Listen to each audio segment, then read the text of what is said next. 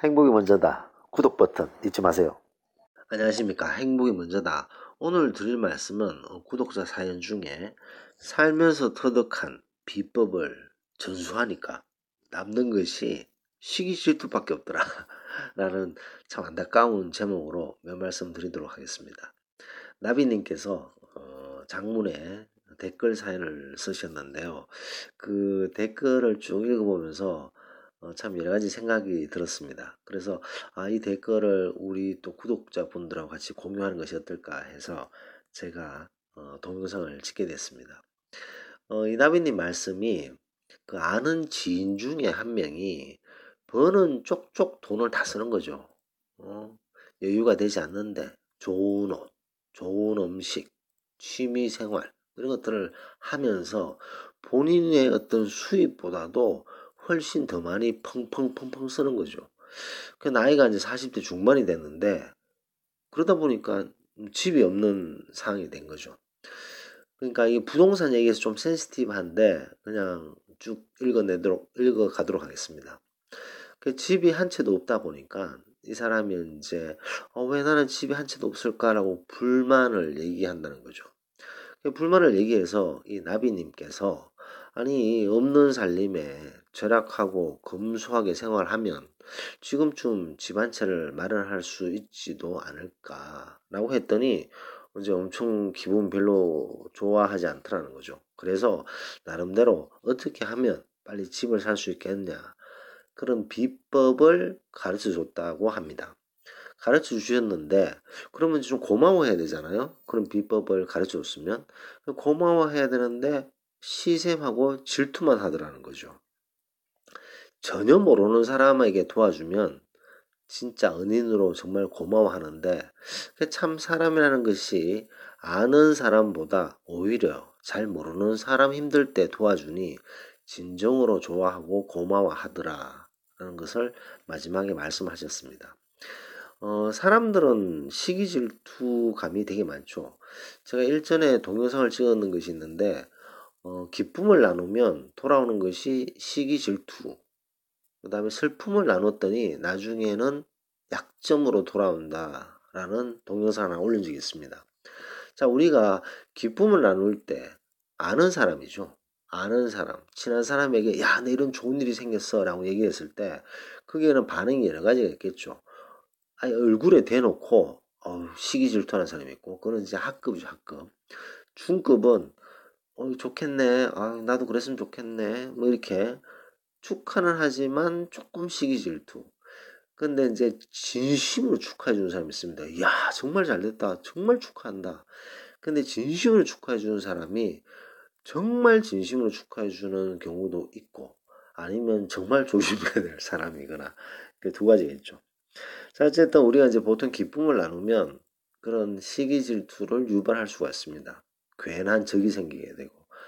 그 다음에 약점을 만드는 게 또 이제 우리의 어떤 슬픔, 우리 아킬레스건을 얘기를 해서 이걸 좀 나누려고 했는데 이게 나중에 나누는 척 하면서 나중에 약점으로 돌아올 수 있는 그런 부메랑으로 돌아올 수 있는 것들이 있죠.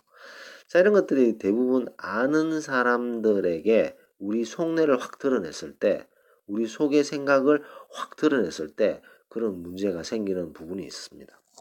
자, 그래서 이제 나비님이 이렇게 이제 좀 속이 좀 상하셨는데 저는 이렇게 생각하고 있습니다.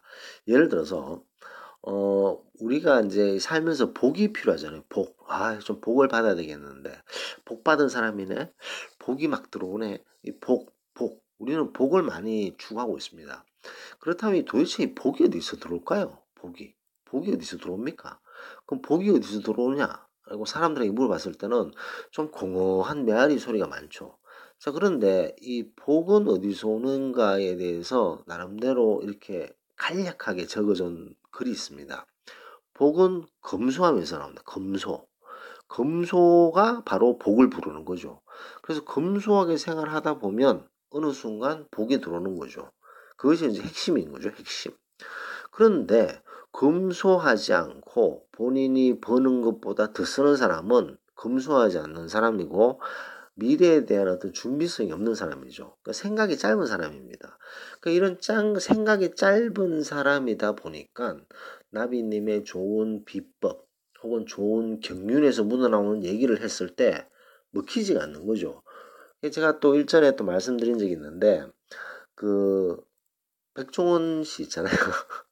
백종원 씨가 이제 골목 시장에 대해서 이제 막 그 TV에 나와서 제가 골목 시장에 나오는 백종원 씨가 멘토인가요, 아닌가요? 라는 제목의 동영상을 올린 적이 있습니다.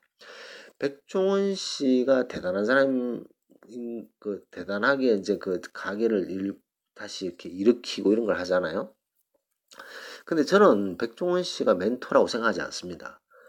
이 백종원 씨가 멘토로 만드는 사람은 멘티죠, 멘티.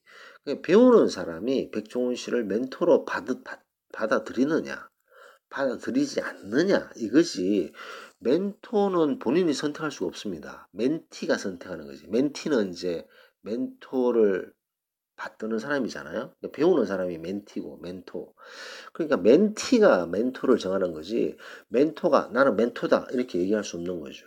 그렇기 때문에 나비님께서 멘토의 역할을 할 수 있는 이런 좋은 비법을 가르쳐 주셔도 멘티가 자격이 안 되면, 자격 미달이면 그 말이 뭔지도 모릅니다. 그 말이 뭔지도 모르고 실천도 못하는 거죠. 그 말이 얼마나 귀중하고 얼마나 좋은 말인지 아무리 얘기해도 몰라요. 왜냐? 준비가 안 됐기 때문에. 그 준비가 안 된 사람에게는 아무리 뛰어난 좋은 조언을 해줘도, 좋은 비법을 가르쳐줘도 못 알아듣습니다. 그렇기 때문에 거기에 대해서 아쉬워하실 필요가 하나도 없습니다. 왜냐하면 깜도 안 되는 사람이기 때문에 내가 좋은 비법을 가르쳐주고 좋은 조언을 해줘도 받아들이지 못하는 거죠. 그 사람의 그릇이 너무 작기 때문에. 이 그릇이 커야지만 그런 중요한 조언과 비법들을 받아 담을 수가 있거든요. 근데 속이 완전히 뭐 너무너무 작다, 그런 사람들은 그런 것을 담을 수 있는 그릇이 되지 않습니다. 그렇기 때문에 좋은 말을 해주고 조언을 해줘도 기분 나쁘게 생각하는 거죠. 그 다음 또 시기 질투하고 그런 부분이 있다는 것을 저는 좀 강조하고 싶습니다. 그래서 우리가 어떤 기쁜 일도 나눌 때는 사람을 가려서 해야 되는 거고, 그다음에 슬픔을 나눌 때도 우리가 사람을 가려서 아무나 해주다 보면 뭐 단순하게 안다, 알아도 이 사람이 뭐 좀 씀씀이가 크고 검소하지 않다, 그러면 검소하지 않으면 뭐 복이 없는 사람이잖아요. 복이 없는 사람이 우리가 어떤 좋은 말을 해줘도 알아들을 턱이 없습니다. 그러면 이제 그 사람 나름대로 그냥 살아가는 거죠. 그러면서 항상 불만을 얘기하고, 다른 사람이 잘 됐을 때 불만을 토로하고, 그 다음에 이 세상이 잘못됐다라고 두들겨 대고, 본인은 노력한 것도 없으면서 이제 그런 악순환이 이제 연출되는 거죠. 그래서 나미님께서 그 사람에게 좋은 비법을 가르쳐 줬을 때 시기 질투만 하더라, 거기에 대해서 아쉬워할 필요 없지 않나 이런 생각이 듭니다. 그래서 뭐 모르는 사람이 오히려 은인으로 생각하고 고마워하더라, 말씀을 해주셨습니다. 그래서 우리가 살면서 터득한 비법을 전수하니 남는 것은 시기 질투다. 그 사람이 그러기 그것밖에 안 된다라는 것을 말씀드리면서 녹음을 마치도록 하겠습니다. 감사합니다.